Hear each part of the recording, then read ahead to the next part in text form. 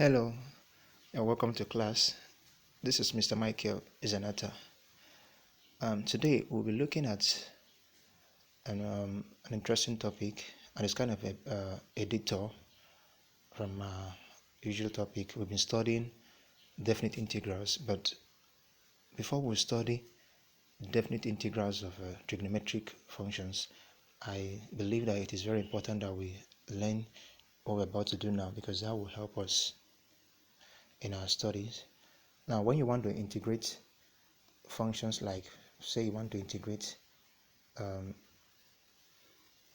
2x, there is a rule you follow when you integrate your 2x and the answer gives you 2.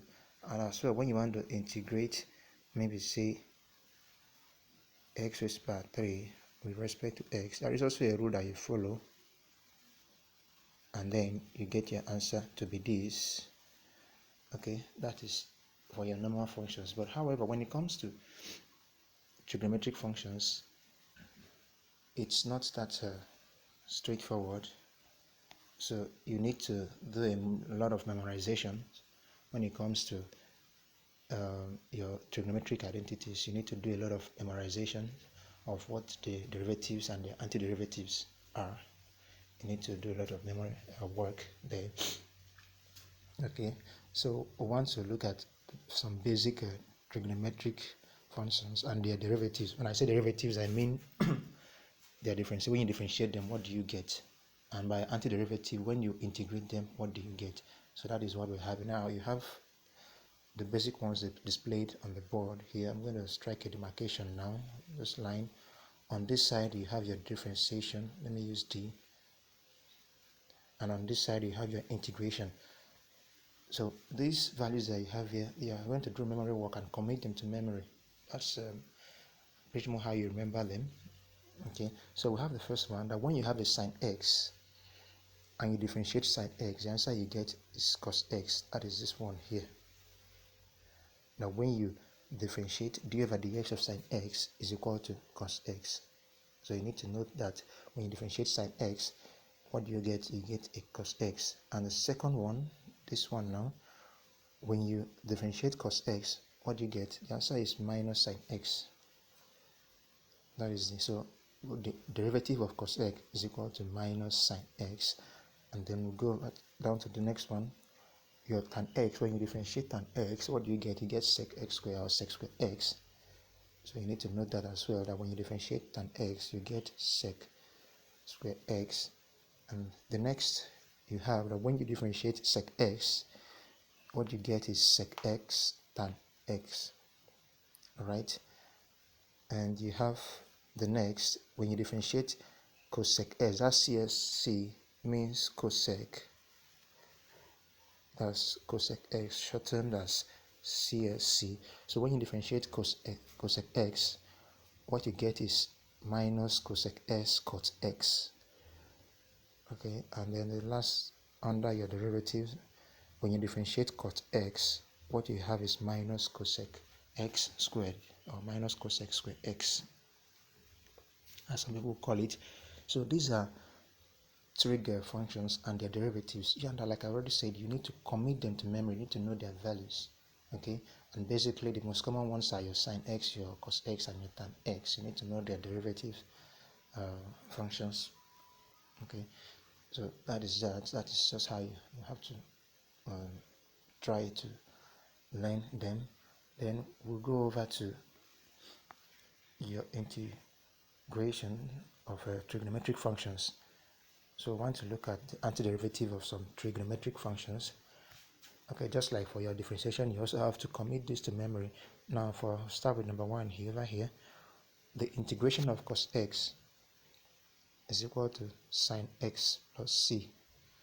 So when you integrate a given function cos x with respect to x, what you get is sine x, and of course plus c as your constant.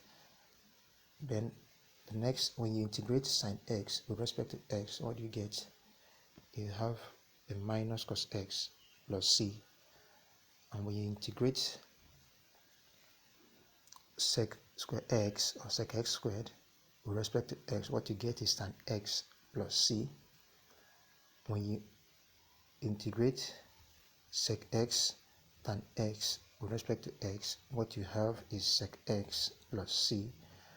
And when you integrate, next one, when you integrate cosec x cot x with respect to x, what you get is minus cosec x plus c. And when you integrate cosec x squared with respect to x, what you get is minus cot x plus c. Okay, so when you look at what is going on here, you are seeing a direct relationship. Okay, let me oops. Okay, so when you integrate, when you look at what you have on the board, you are seeing something like a relationship between the derivative side and the anti-derivative side. And you look at these two, look at this, look at this, look at this, look at this, and then this. You are seeing that here, when you integrate sin x, you get cos x. Here, when you integrate cos x, you get sin x. And all that. So when you look at this, you see the relationship between them. So that's like words and opposite, because when you integrate a function, you get the value. When you differentiate that function, you get the antiderivative. That's why you have your differentiation and your integration to be like words and opposite. When you differentiate a function, the answer you get, you can get it back by integrating your result. So that is also, look at, okay, let me make an example. For example, look at when you differentiate sin x, we get cos x. Now when we integrate cos x using our, when we integrate cos x, what do we get? We get sin x. You see that? That's the first one. These two, see how they are related? These two here. That when you differentiate sin x, you get cos x. And when you integrate cos x, you get sin x. Alright? So you might want to sit down, look at this very carefully, and then commit them as much as you can to memory. Like I already mentioned, particularly you need to know, because they are the most common ones: the sin x, the cos x, and the tan x. They're usually very common. You see them in exams most times.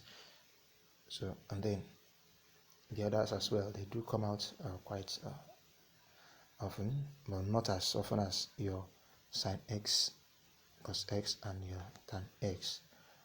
Alright, now another thing I want to also point out is there are also some common functions that you need to know what their derivatives, what their antiderivatives are when you integrate them. Like, okay, let me just note some of them here very quickly. When you have a function, the integration of this function 1 over x with respect to x. Now these are special functions. When you integrate 1 over x with respect to x, the answer you get is equal to your ln x, or what some people will call in x, plus c. Alright, so this is another special function that you need to know their values. That the integration of 1 over x with respect to x is equal to your ln x plus c, your ln x, what they call in x, plus c. Okay, so you need to also know this. Another special function that you also need to know, its integral or its antiderivative is this. When you integrate a function, the e, your exponent, raised to power x with respect to x, when you integrate this function, what you still get is still your e raised to power x plus c. Like I already said, these are special functions, so you need to know their integral values. So when you integrate your e raised to power x with respect to x, what you get is still the same e Now look at this. See a pattern now. When you integrate e raised power to x with respect to x, what you're getting is you still have e raised power to x over 2 plus c. Okay, there is a way, but we'll not be looking at how that is gotten. But when you integrate, for now, when you integrate your e raised power to x with respect to x, what you're having is e raised power to x all over 2 plus c, and that is a pattern there. So that means that when you should integrate e raised to power 4x with respect to x, what would the answer be? What would the answer be? You can guess the answer. The answer will still be e raised to power 4x over 4 plus c, and that goes on like that. So these are special functions, and they have these are also their antiderivative, their integrals. When you integrate them, these are what you get. So you also need to note this, that the integral of 1 over x is your ln x plus c. The integral of your e raised power x is equal to still your e raised power x. So it's actually e raised power x over 1, but anything over 1 is still the same number. So that's why you don't need to put the over 1. But for if it has other constants in the power, 2, 3, 4, and all that, you use those to divide. That's when you integrate with the chain rule. Then another one that I want to look at before we end the video is, okay, let me clean all this up for now.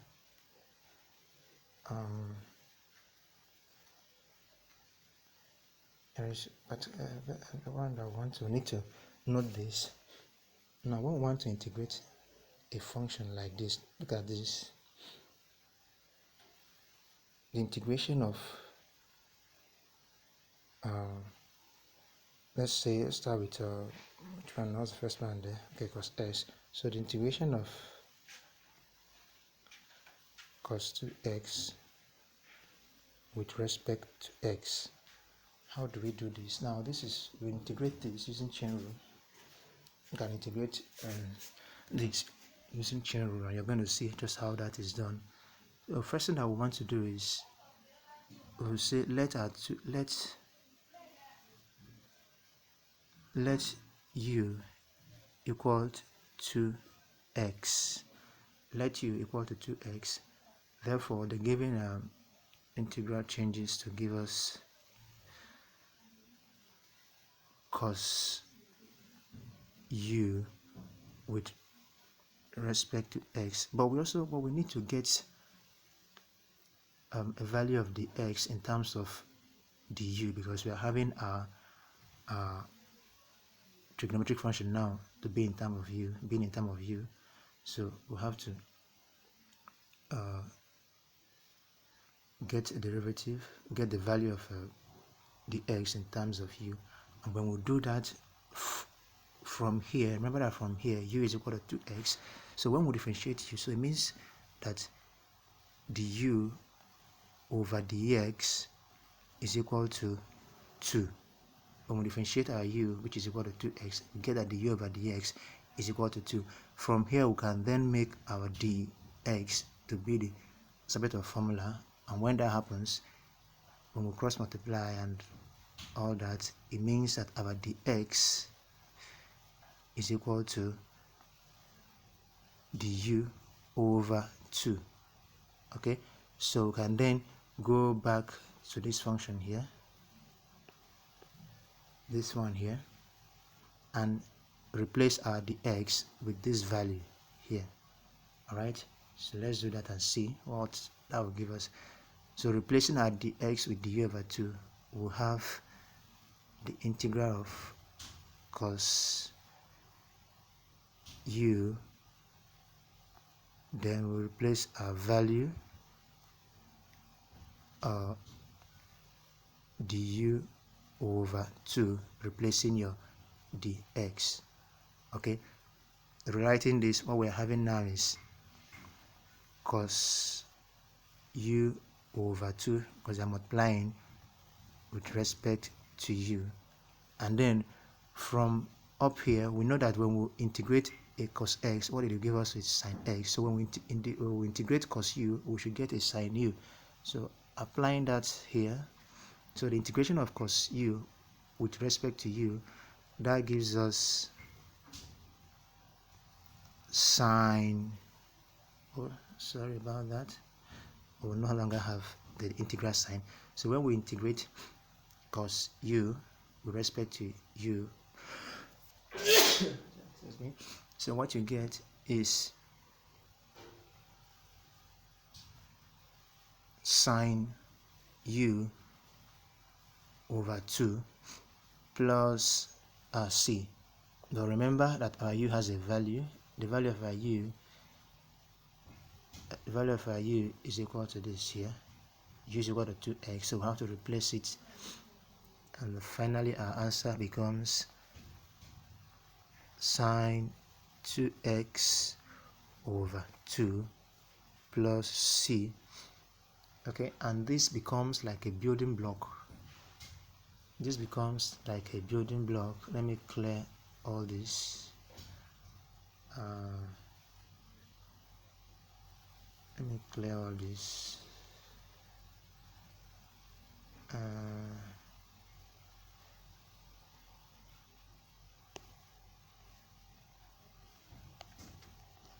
So all this here, let me clear them up.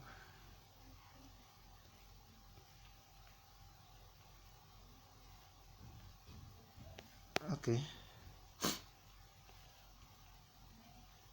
so it means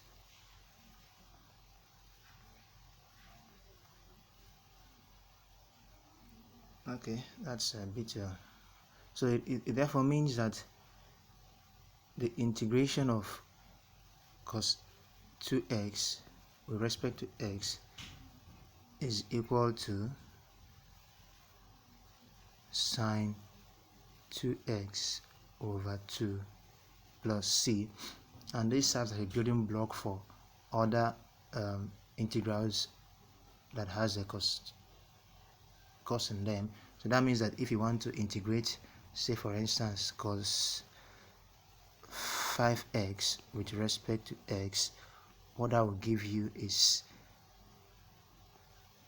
sin 5x over 5 plus c, because when you go all over the same procedure that we just did, you still arrive at this.